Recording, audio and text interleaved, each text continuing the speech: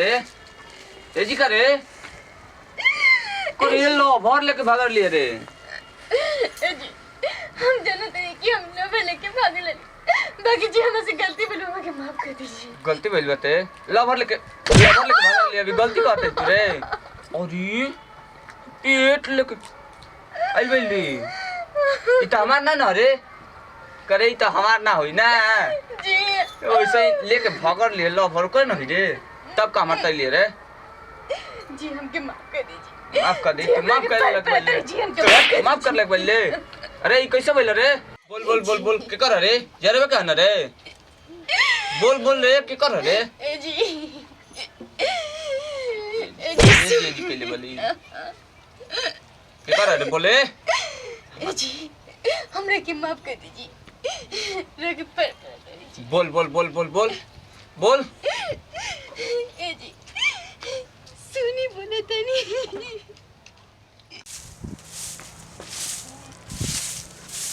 ए सुन तली क्या भाई जी खड़ा हो कने जाते हम खेत पे त न आ दाल भात सब्जी बना के लेके आइए खेत पे दाल भात सब्जी ठीक बाजी लेके आए। ठीक है कहते जल्दी आइए मैंने अपन तो पेट भर के खा लेता रहा एक तसली पेट भर के खा लेता रहा मैंने हमारा तनी कि का करता नहीं घर में कोई पूछना अथी नहीं के पूछना नहीं के हमरा के एगो बूढ़ा बरन तो खुद ही मांग मांग के घर से गांव से लेके आवत हमरा के बनावे खातिर आज खाना बना तनी आज देखा तनी कि का करम ना करम देखा तनी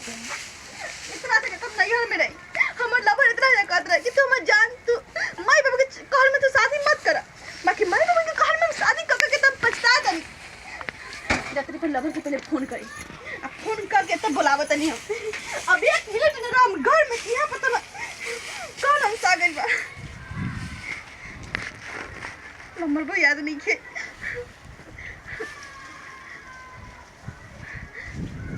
हेलो हेलो काय जान कैसन बाड़ा तू अरे पूछा तलू हमार हालत एकदम खराब बा सुन ना एक बात बोली बोलम कहाँ बाड़ा तू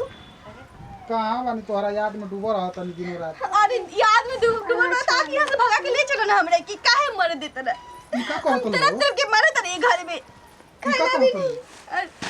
सचमुच के कहते नहीं ले चला मैं कि यहाँ से भगा के ले चला और तो मार कितना खुशी खुशी तू शादी को के गोई लू देखा हम कहते नहीं हम एक घर में एक पल नहीं के रहे कि एक पल हमें के ले चलो सचमुच के बतावे तनी नहीं तो घर में ना हम भूखे मर जाए। अच्छा ठीक बाटे कितने देर में आवत रहे तू अब तो 1 घंटा लगी ना जाई आओ तनी ठीक बा ठीक बा हमरे तो कहते बात आज अपने लवर के साथ हम भाग जाए एक घर में ना एक दिन का एक पल न रह सकीले एक ऐसा खाना बना के यार हम खियाई खाना खियाई कि का खियाई जब खा जाए तभी सबके पता चल की करा वो करा तेरा काम पूजा ए पूजा आ गई लड्डू तू कैसे बना हम तो ठीक बनी लेकिन ये तो हर घर हो ससुर के हाँ ये हमार घर हम ताजमहल है देख ला ताजमहल मोए एकदम पको हो तार माई बाबू के तनिको ना बुझाइल माई बाबू हमरा के जन्म दिले रहन तब न बुझेतन हमरा के त नाला में से उठा के लाइल रहन तुमके बुझाई का रे बताई ना ना ऐसा कोनो बात नहीं कि हमके जाना था ना हमारा तारा प्यार के जलन में वो लोग तार जिंदगी बर्बाद कर लेबा ठीक न ये तो बात ठीक है कहता है मजनुआ। अच्छा एक बात पूछी हां बोला तार मार के सुहाग रात नहीं मिले ना आज कहीं ना ऐसे टच भी नहीं के कैली देले बानी मतलब कि हम हां हां तो ठीक है बा चलो हमनी के शादी कर लेबे के और जिंदगी बितावल जाए ठीक है बा चलो ना तो अभी अभी हां अभी चल ठीक है चल हमें घर में ना एक पल नहीं तो हम का के भाग ए जी हमके माफ कर दी माफ कर दी उ तो जानते बानी कि तू भाग गेलियो कसे ई कुल का बताओ तली आगे बोल तब का भइले तब का भइल जी का भइल बोल बोल बोल बोल हमरा के तो 2 महीना जी इतना हमरा के प्यार केलक जी इतना प्यार केलक जी कि बुझाए कि पूरा चांद तरह पूरा दुनिया हमरा सामने रख दी तो अब कहीं करेलिए रे आगे का भइले बोल बोल बोल बोल बोल आज जब हमारे पेट में बबुआ रह गई जी तो हमें कितना मारे लगलन, इतना मार लगा इतना मारे लगलन तो के मारी या तक तोरा के आरती उतारी का तू वही लायक बटले वाली समझली। बताओ तोरा के गम कत नहीं रे ना जी। आय मोहकी ना तोरा के हम करिए बच्चों पागल लगी ना हम तोरा के छोड़ के भइल तो ना बुझाइल। चल तू हमरो घर भाग ना जी। चल निकल निकल जी निकल। ना ना ना हमरा जी हम कहां जाएं जी? हम तो के रखबे ना करब तू दिल भाग हमरा के रख ली जी। हम तो के रखबे। अरे तू आले कहां गला? अरे मारे भैया यार पूरा मार कहां लगा चश्मा लगा सारे लगा चश्मा पूरा चश्मा लगा भैया। ना रे हम के ना रख तो के पूरा हम देखा ना कि चाहत चश्मा लगा पहले। बाबूजी ने घर पकड़ा दे बाबूजी ये तो तार बाप जी लगा बताओ का चश्मा बनवाए पड़ी करा तोरी तोरा जगह कौन भैया जे का करैली रे? ए जी ना तू एजल चल जा ए जी, हम तू कहाँ बाबूजी जाए? चुटा बैठा था पहले रुक हमरा बना था फर्ज एकाला पूछे के ई कहां गइल लिया केवना भाता संगे भागा लिया केवना सुगर हमारा इकाला पूरा दम चांद के टुकड़ा वाला किला के भाग रलिया ई बता केवना ले रे? ए बाबूजी हमके माफ कर दे बाबूजी। हमसे बहुत बड़ा गलती भइल जा ये ओए बात नहीं खेले के लेके आइल भी हो ना तू लेके आइल खुदावा के हमरा पूरा खबर नहीं ए जी हम कहां जाएं जी? जान तली रुक जाओ बाबू हमनी के ना गरीब भले हैं लेकिन दिल हमनी गरीब ना